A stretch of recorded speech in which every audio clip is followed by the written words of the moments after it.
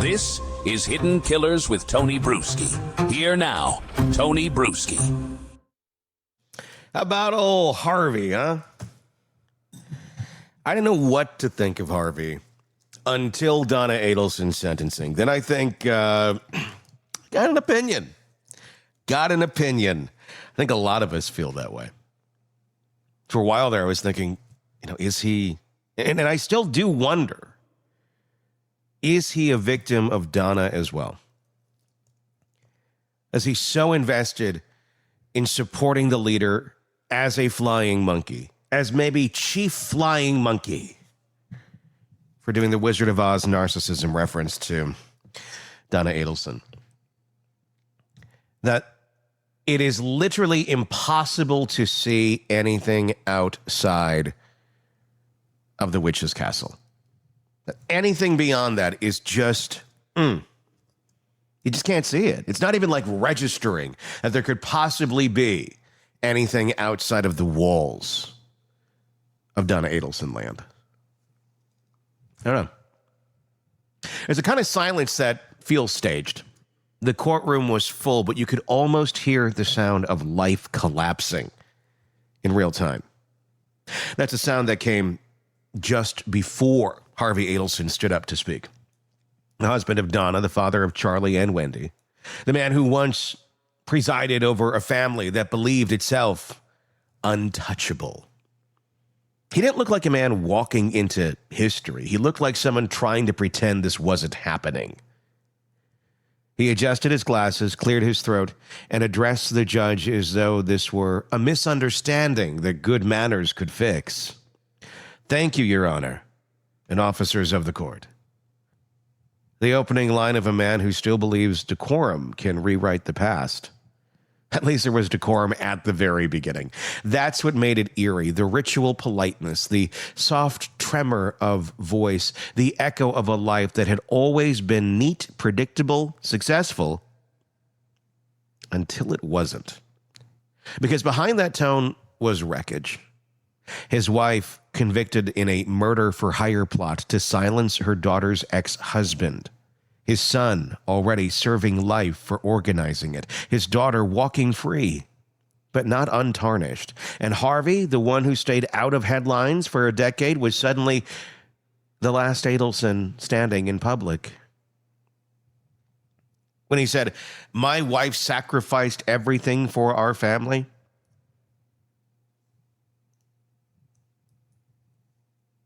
he believes it. That's how she fed it. That's how it was seen within the confines of the castle. You could feel the collective question rise in the air. Did she? But sacrifice isn't supported or isn't supposed to include someone else's blood. But Harvey spoke as though that line erased everything that came after. The wiretaps, the money trails, the recorded conversations dripping with guilt. None of that matters. That's all scuttlebutt. It's just it's distraction from the real woman that Donna is. That's my conjecture. That's the Adelson reflex, to sentimentalize crime until it sounds like duty. That's how narcissists justify what they do. It's sentimentalized. It's something that is required, something you're doing, even if the person that you're doing it for doesn't know that it's good for them. Adults. I'm not talking small children. Although they did continue to treat their once small children like small children as they became adults. Still paying the bills. Doing adult stuff that they should have figured out around the age of 18. Well, I guess that's a bad thing now. As Donna Adelson's attorney, Tom Petty, so eloquently put it, I guess that's a bad thing, helping your children. There's a difference between helping and enabling. And coddling. To the point that they will do literally anything for you because you're their dear leader And they think they don't have agency or independence. And they go as far as murdering people that feel inconvenient to you. That's just a bad thing. But this is about Harvey. He spoke about love like it was proof of innocence, about marriage like it was a moral credential. Got those stamped. Couldn't possibly be bad. He mourned anniversaries spent apart, dinners gone cold, grandchildren they can't see. Even though they've had access forever. And the other ones didn't, but he wanted to twist that table around a little bit. Because he's seen pictures, damn it. Wendy has shown him pictures. So it must be... He painted Donna not as a co-conspirator, but as a saint, a woman crushed by an unjust world. And look, that's how he sees it. That's how that prism's working. I don't honestly think Harvey's up there thinking anything other than what he is saying. In his perspective, through his prism, a term I hate, that is his truth. And the whole time he never said Dan Markel's name.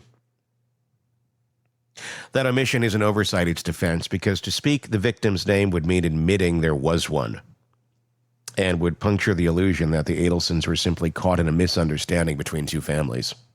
So Harvey filled the silence with himself, his heartbreak, his confusion, his disbelief, and I'm sure he is filled with all of it.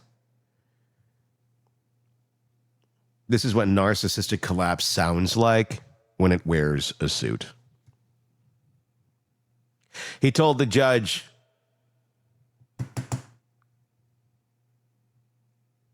something to the effect of he screamed in his mind when listening to witnesses, a line that revealed more about himself than I think what he meant.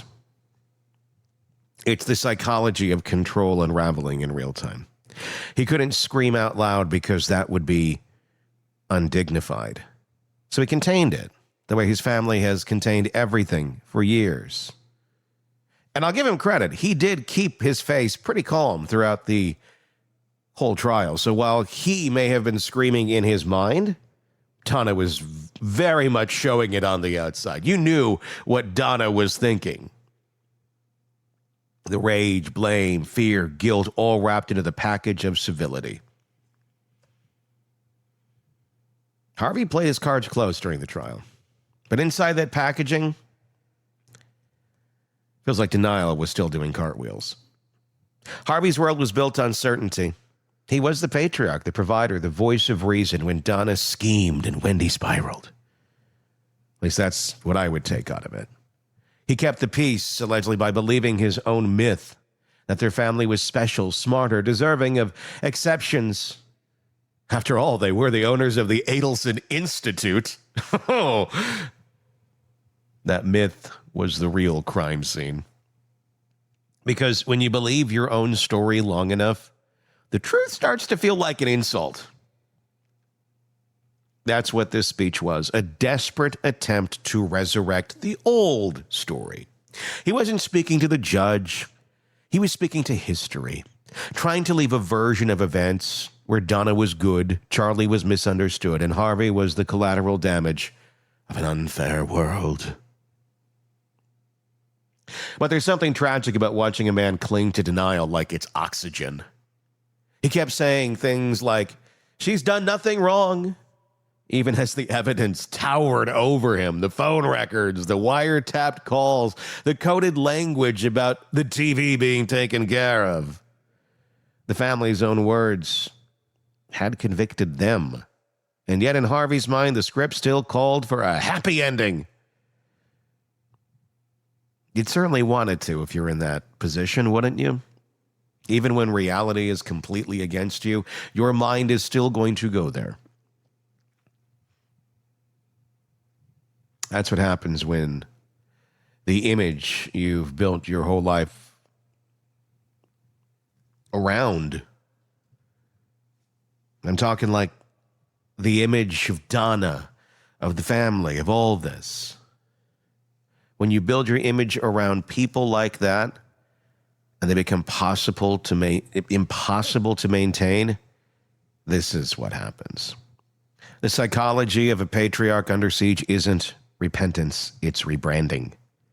He can't undo the crime, so he recasts the narrative. Again, this is narcissistic thinking 101. And I'm not saying Harvey is a narcissist, but in a case like this, in a situation like this, your mind's going to default to self-protection mode, and self-protection mode quite often looks like narcissism.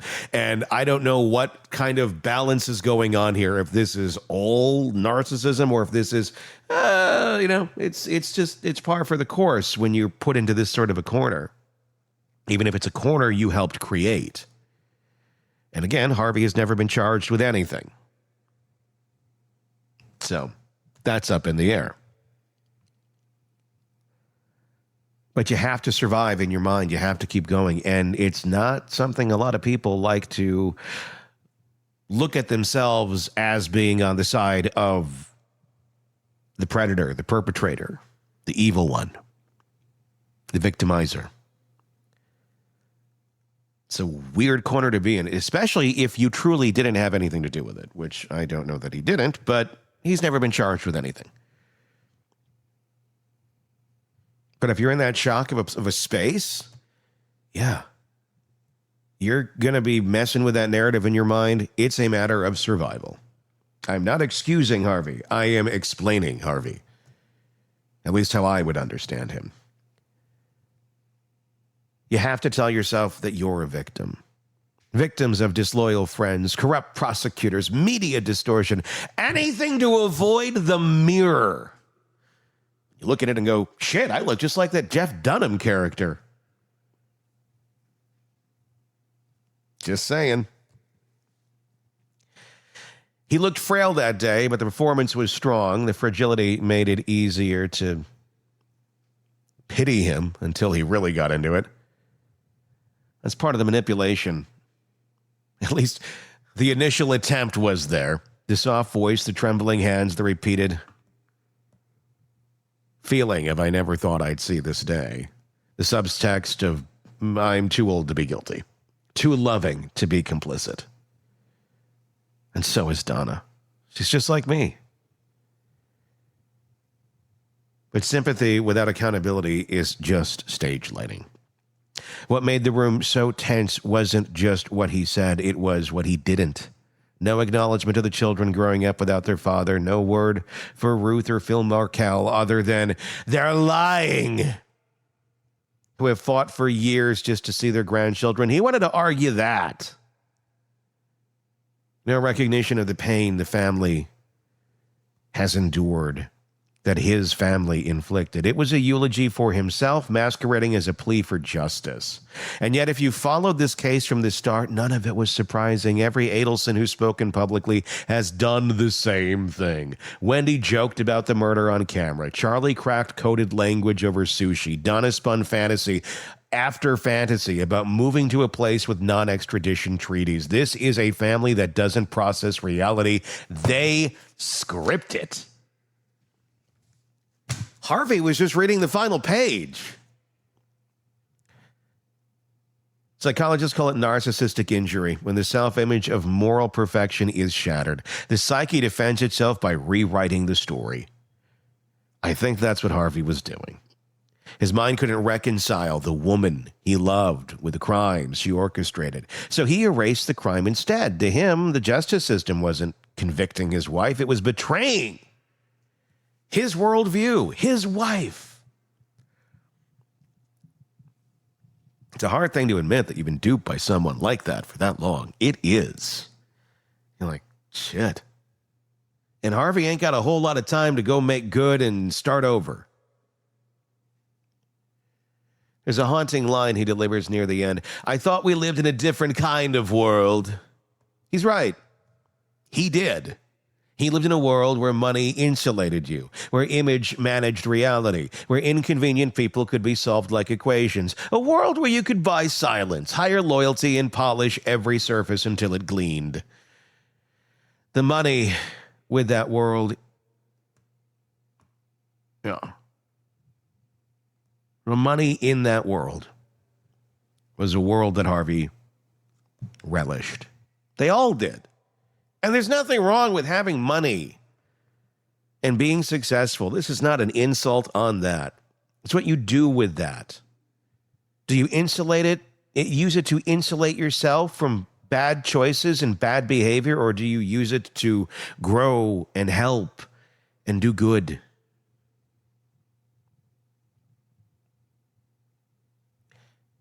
Dan Markel's death tore through the illusion like a lightning bolt through glass. When Harvey speaks, you can almost hear the echo of that world trying to rebuild itself. The polite dictation, the moral indignation, the insistence that good people don't belong in bad places. Bad things happen to good people, right?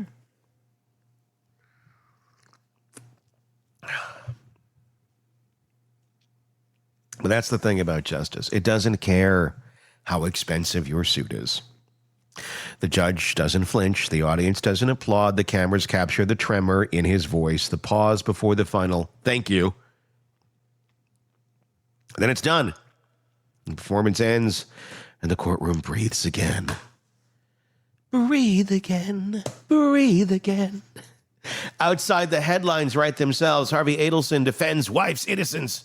No remorse for the family. Denial on display. Inside, the echo of his words lingers, not because they're convincing, but because they reveal the anatomy of denial in its purest form. Harvey left the courtroom slowly. He did. He lingered. And I'll tell you that if you go back and watch those moments, they're kind of interesting because he was one of the last ones that appears in the courtroom, at least from what we could tell from the cameras. And if you watch the footage at the end of this hearing after Donna's carted out and all that, he's sitting there yucking it up with the officers in their courtroom. Go watch the footage. I mean, I don't know if he's just, being nice, and I mean, these people didn't do anything, but I found it odd. Just like everything about this family, going from this speech, this tirade against everything, to the end. Oh, well, over here, over there. Where's the door? What's that? Weird. Anyway, it's worth a peek. You can find it on our coverage of the sentencing with me and Robin.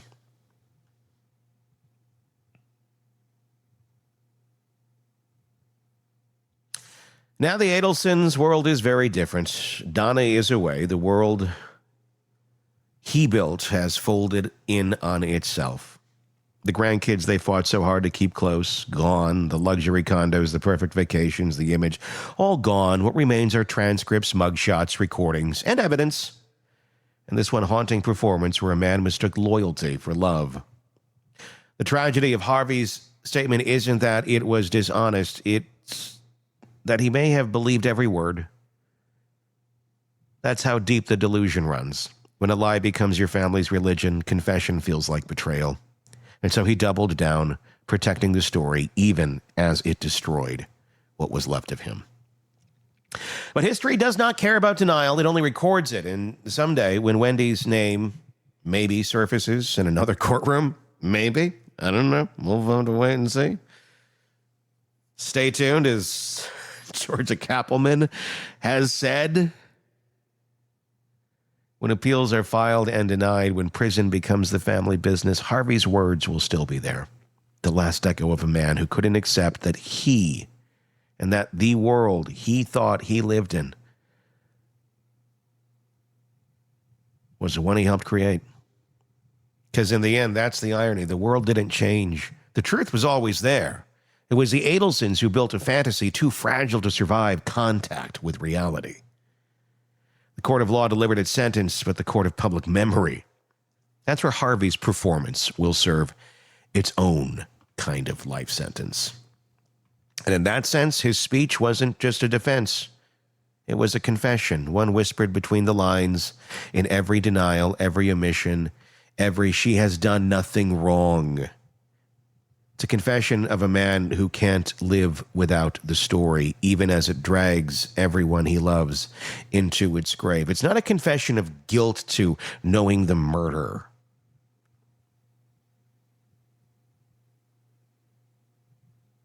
But it's a confession of denial. Denial that this is the world you have chosen to surround yourself with. This is the world you've chosen to fund. This is the world you've chosen to be a part of. And now the consequences are coming for that. Whether you knew what your wife and son were up to or not. You get to be free. At least for now. Never charged with anything. And you maintain your innocence. And you may be. Just like you profess your wife to be. Thinking from that way for a second. If you are Harvey, and in your mind, if you knew anything about this, there's no way you'd let it happen. So how on earth would your wife let that happen if she knew about it? That's another hard one to process. Again, this can explain why one might think the way Harvey might be thinking. Maybe I'm giving him too much credit. I don't know. But I like to try and get behind the mind of some of these. So maybe the last act of Harvey Adelson isn't a defense at all. Maybe it's the inevitable ending of a family that mistook manipulation for love and performance for truth. And when he finally said his last thank you and stepped down from the stand, the silence that followed wasn't respect. It was a sound of reality reclaiming the room. Give me your thoughts in the comment section on YouTube if that's where you're watching us. Please press subscribe while you're here. Greatly appreciate that. We put out tons of content just like this every single day. So press subscribe so you don't miss any of it. And hit subscribe wherever you're listening to podcasts if that's where you're picking us up as well. Do appreciate that. Until next time, I'm Tony Brueski. We'll talk again real soon. Want more on this case and others? Then press subscribe now and don't miss a moment of true crime coverage from Tony Brueski and the Hidden Killers podcast.